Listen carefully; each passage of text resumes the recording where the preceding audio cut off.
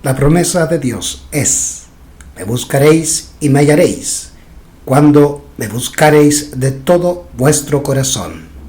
Jeremías capítulo 29, versículo 13. Bienvenidos a la lectura del libro El Camino a Cristo, por Elena G. de White, capítulo 5, la consagración.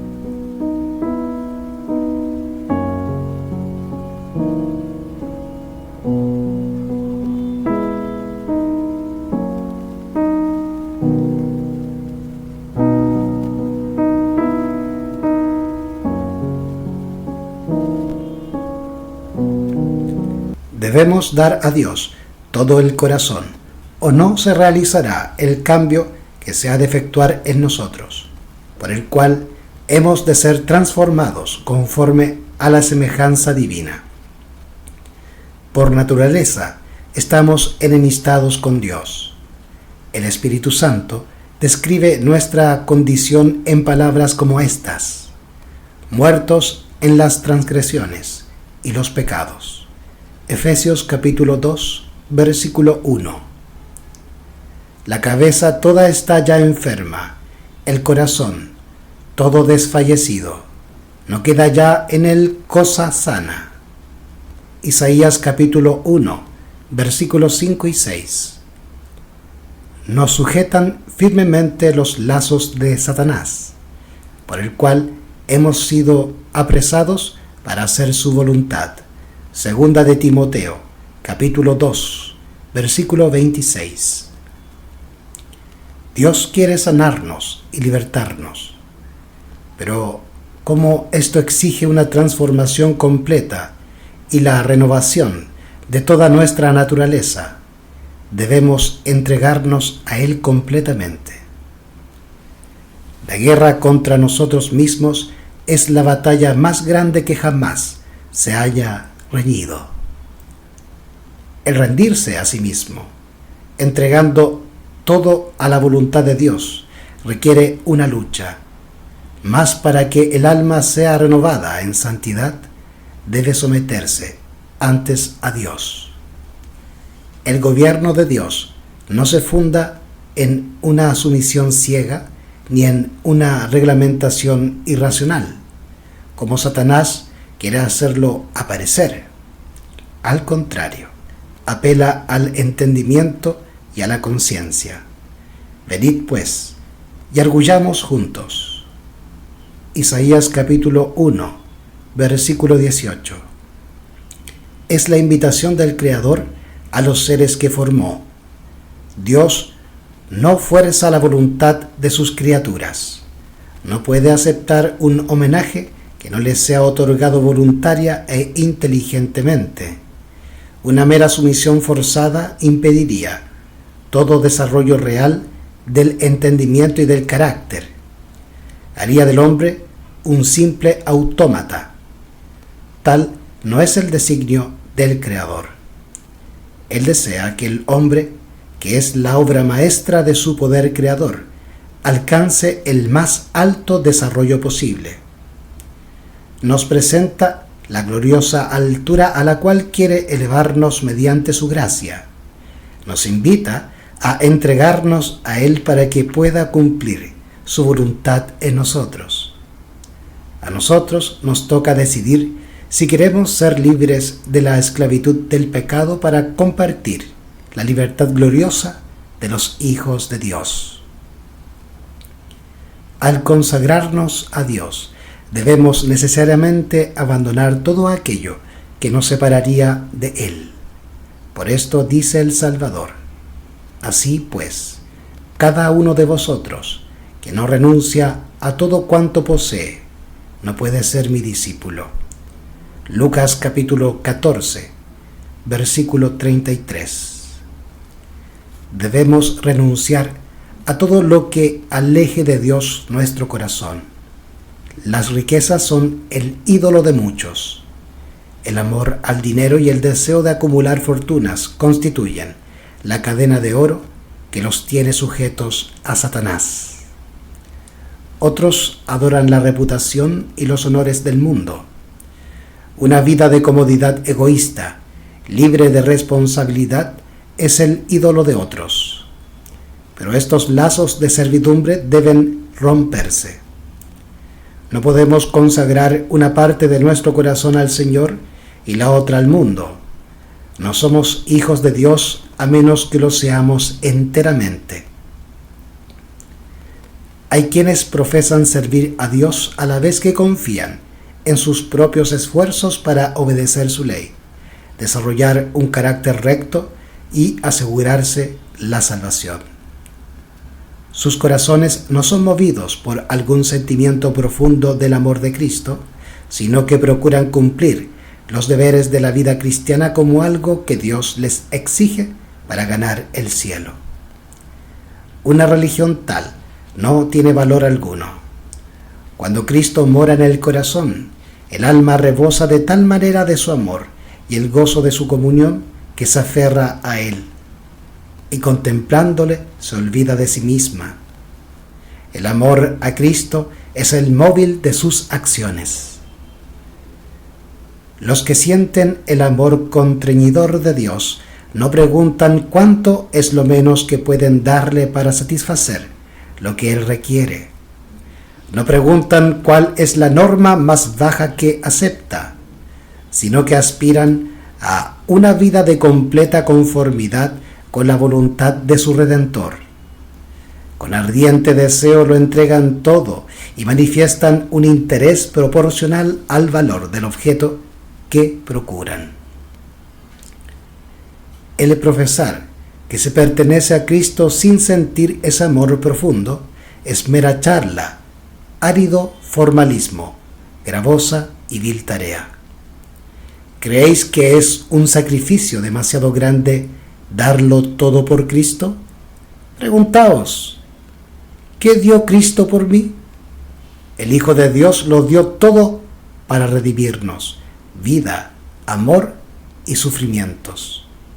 ¿Es posible que nosotros, seres indignos de tan grande amor, rehusemos entregarle nuestro corazón?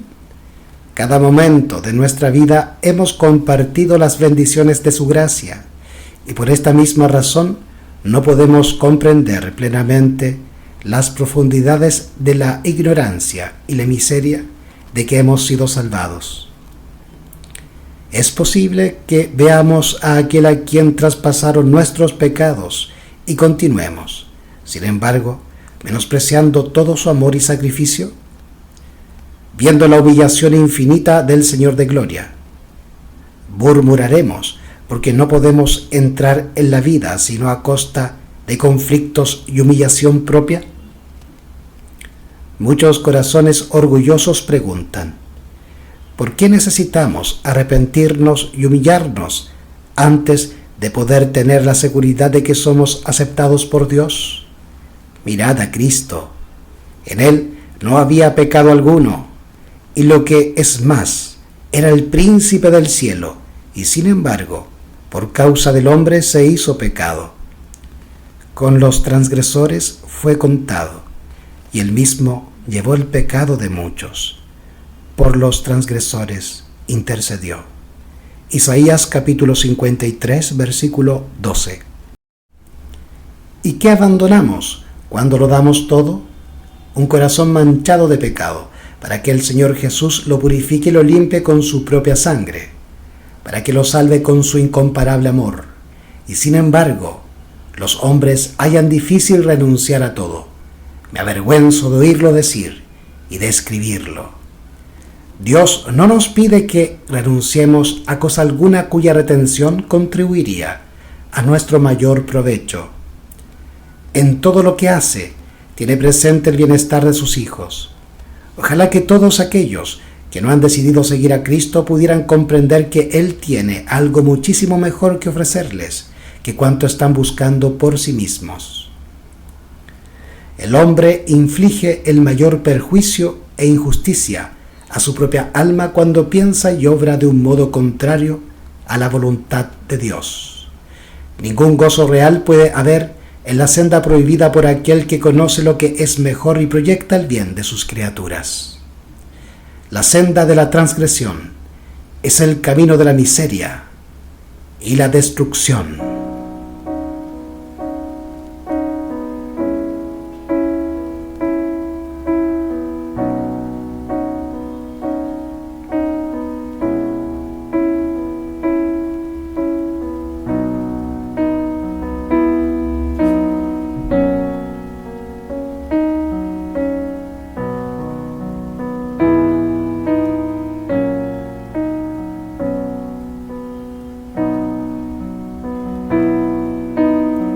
Es un error dar cabida al pensamiento de que Dios se complace en ver sufrir a sus hijos.